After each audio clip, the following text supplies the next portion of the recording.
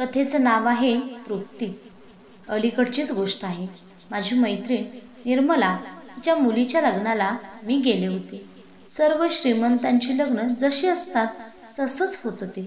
नेहमीचंच ते भलं मोठं प्रशस्त मंगल कार्यालय, गर्भ रेशमी साड्यांचं आणि दागदागिने, जडजवाहीर यांचं ते भरलेलं प्रदर्शन. आपण ज्यांचे नेहमी फोटो पाहतो त्या थोरा मोठ्यांच्या बायका, सुटाबुटातले पुरुष आपल्या व्यावसायिक गप्पा व चर्चांमध्ये मग्न होते. वधूवरांना भेटण्यासाठी हातात फुलांचे मोठमोठे गुच्छ आणि भेटवस्तू घेऊन तिष्ठत असलेल्या लोकांची भली मोठी रांग होती. मी पण त्या रांगेत तिष्ठत उभी होते. आपल्याला वधूवरांपर्यंत पोहोचायला अजून किमान तासभर तरी थांबावं लागणार. मी मनात विचार करत होते. इतकं बड्या घरचं लग्न, लग्नाला उपस्थित असलेले सर्वच पाहुणे बडे. त्यांनी लग्नाला हजेरी लावल्याचा काही पुरावा नको का? मग वधूवरांना भेटायला आलेला प्रत्येक पाहुण्याचा एक फोटो घेणे आणि व्हिडिओ चित्रीकरण, हे तर हवंच. कार्यालयात उजव्या हाताला बुफे पद्धतीने जेवणाची सोय केलेली होती. उत्तर आणि दक्षिण भारतीय खाद्यपदार्थांची नुसती लयलूट होती. त्या वासाने पोटातील भूक अधिकच बळावत चालली होती. त्या रांगेत उभं असताना मला माझी जुनी मैत्रीण विमला भेटली. ती पण अशीच बड्या घरची होती. विमलेचा चेहरा जरा दुःखी दिसत होता.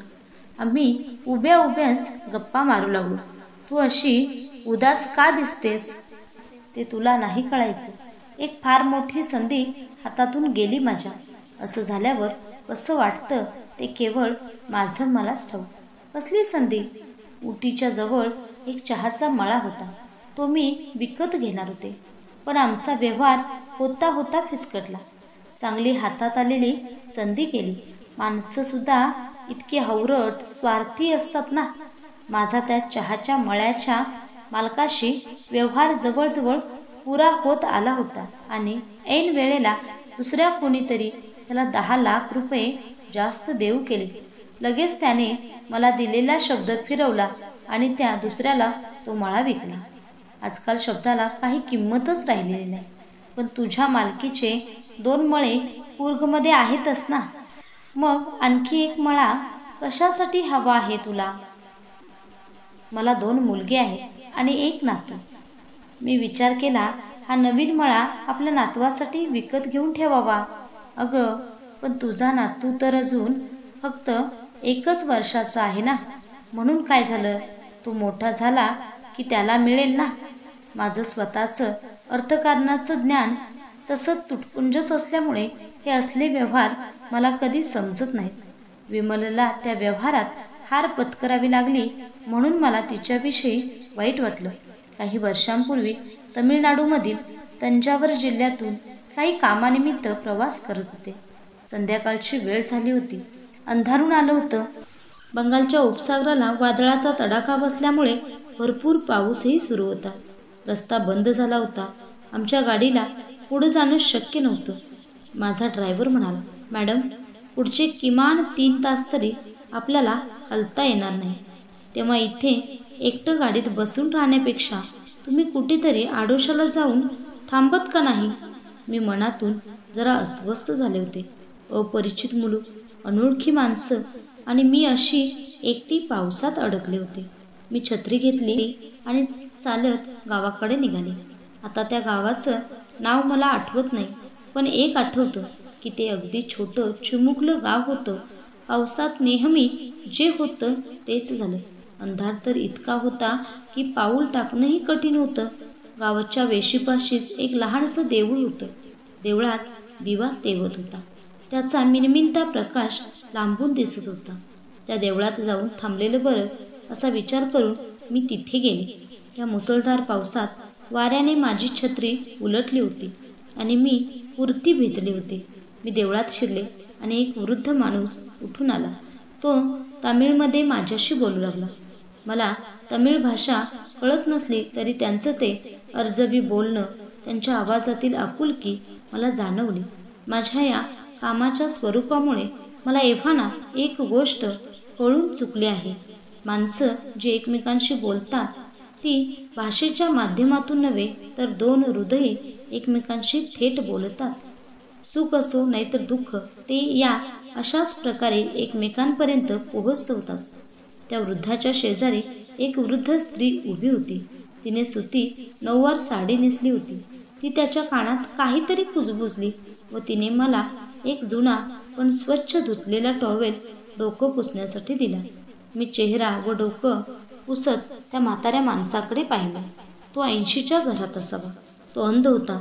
ते जोडपं अत्यंत गरीब परिस्थितीतलं होतं हे तर उघडपणे जाणवत होतं. मला तामिळ भाषा येत नसल्यामुळे मी त्या दोघांशी कानडीत बोलले. त्यांनी मंगलारती करावी असं मी त्यांना सुचवलं. त्या वृद्ध माणसाने पूजा करण्यास सुरुवात केली. ते शिवमंदिर होतं. त्या देवळाच्या अंतर्भागी किंवा बाहेरच्या बाजूला कोणत्याही प्रकारचा भक्का थाटमाट नव्हता. शिवलिंगावरती सुद्धा केवळ एक बेलपत्र तेवढं वाहिलेलं होतं. बाकी कोणत्याही माळा वगैरे नव्हत्या. सभोवताली असलेला अंधार व त्या अंधारात तेवणारी मंदिरातील ती एकुलती एक ज्योत. त्या प्रकाशात माझ्या डोळ्यांना दिसलेलं ते परमेश्वराचं रूप मला पराकोटीचा आनंद देऊन गेलं. इतर देवालयांमध्ये तिकीट काढून पूजा करण्यासाठी तिष्ठत जसं रांगेत उभं राहावं लागतं तसं इथे नव्हतं. परमेश्वराचा वास मला या जागी निश्चितपणे जाणवला. त्या वृद्धानं मंगलारतीचं तबक माझ्यापुढे धरलं. अचानकपणे मला त्या दोघांच्या दारिद्र्याची जाणीव झाली. मी पर्स उघडून 100 रुपयाची नोट काढून त्या तबकात घातली. त्या वृद्ध माणसानं ती नोट बोटांनी चाचपली व तो उघड उघड अस्वस्थ झालेला दिसला. मला तर वाटलं होतं त्याला नक्कीच आनंद होईल. तो मृदूपणे म्हणाला, अम्मा, या नोटेला स्पर्श केल्यावर मला असं वाटतंय की 10 रुपयांपेक्षा बरेच जास्त पैसे तुम्ही घातले आहेत. पण मला खरंच एवढ्या पैशांची गरज नाही. तुम्ही जेव्हा देवळात येता तेव्हा तुमच्या मनातील भक्तिभाव सर्वात महत्त्वाचा. तुमच्या आर्थिक स्थितीला, समाजातील स्थानाला इथे काहीच महत्त्व नसतं. आपल्या पूर्वजांनी पण आपल्याला हेच सांगितले की आपण दक्षिणा द्यायची पण अल्प असावी. ती तुम्ही दिलीत तेवढी जास्त कधी नसावी. तुम्ही पैसे परत घ्या आणि मला नेहमीसारखे इतरांनी एवढीच दक्षिणा द्या. ते ऐकून मी स्तंभित झाले. त्यावर काय बोलावं तेच मला सुचेना. खरं तर मला बोलण्याची अडचण कधीच येत नाही. पण आता मात्र खरोखरच माझ्यापाशी बोलायला शब्द नव्हते. मी त्या वृद्धाच्या पत्नीकडे पाहिलं तर तिचाही चेहरा निर्विकार होता. मला वाटलं ती आपल्या पतीला विरोध करेल. एवढे पैसे मिळत असताना त्याने नकार देऊ नये म्हणून त्याला समजावेल. कितीतरी घरांमध्ये असं दृश्य दिसतं. बायका नवऱ्यांना हावरटपणा करण्यास भाग पाडतात व अखेर दोघेही त्या मोहाच्या जाळ्यात गुंतून जातात.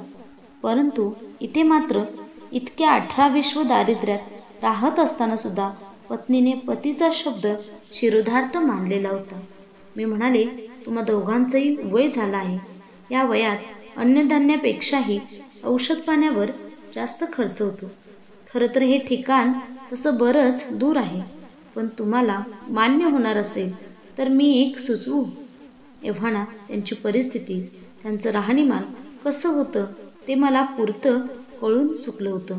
त्यांच्या अंगावरचे कपडे स्वच्छ होते खरे, पण ते खूप जीर्ण झालेले होते. अंगावर फुटका मणीसुद्धा नव्हता. त्यांचे चेहरे मात्र हसरे, समाधानी होते. माझ्या कामाच्या निमित्तानं माझ्या मनात एक गोष्ट पक्की ठसलेली होती. कोणी काही अर्ज करो, शिफारसपत्र आणो, पण प्रत्यक्ष डोळ्यांनी जी परिस्थिती आपण पाहतो तेच सत्य असतं. त्यावेळी आमच्या संस्थेची अशा गरीब लोकांसाठी एक योजना चालू होती. आम्ही वृद्ध व्यक्तींना त्या अंतर्गत निवृत्ती वेतन देत असो. त्या योजनेचा लाभ या दोघा व्यक्तींना नक्कीच व्हायला हवा. ते त्यास नक्कीच पात्र आहेत असा मला विश्वास वाटला. आता ती वृद्ध स्त्री प्रथमच बोलली, पोरी, तुझं काय म्हणणं आहे हे पहा. मी तुम्हाला काही पैसे पाठवेन. ती रक्कम तुम्ही एखाद्या राष्ट्रीय बँकेत किंवा पोस्टात जमा करा. त्यावरचं जे व्याज मिळेल त्याचा तुम्हाला तुमच्या उदरनिर्वाहासाठी उपयोग होईल. जर काही कारणाने तातडीने वैद्यकीय उपचार घेण्याची तुमच्यापैकी कोणाला गरज पडली तर मूळ रकमेतून सुद्धा तुम्हाला खर्चाला पैसे काढता येतील. त्यावर तो म्हातारा मंदसा हसला. देवापुढे ठेवणाऱ्या ज्योतीमध्ये त्याचा उजळून निघालेला चेहरा मला दिसला. पोरी, तू आम्हा दोघांपेक्षा वयाने बरीच लहान असावीस असं वाटतं. तू जग अजून पाहिलेलं नाहीस. किती वेडी आहेस ग तू. या म्हाताऱ्या वयात आता आम्हाला पैशाची गरज पडेल तरी कशाला? तुला ठाऊक आहे शिव महादेवाचे दुसरे नाव काय आहे ते? त्याचं नाव आहे वैद्यनाथ. वैद्यनाथ म्हणजे फार मोठा वैद्य किंवा डॉक्टर. या गावातील लोक कनवाळू आहेत. मी पूजा करतो आणि ते मला तांदूळ देतात. मी जर कधी आजारी पडलो तर गावातला डॉक्टर माझ्यावर मोफत उपचार करतो. आमच्या गरजा फारच कमी आहेत. मी तुझ्यासारख्या अनोळखी व्यक्तीकडून पैसा काय म्हणून घ्यायचा? समजा मी हे पैसे घेतले आणि तू म्हणतेस त्याप्रमाणे बँकेत ठेवले तर ते कुणाला तरी समजणारच. मग तो माणूस आमच्या मागे लागेल.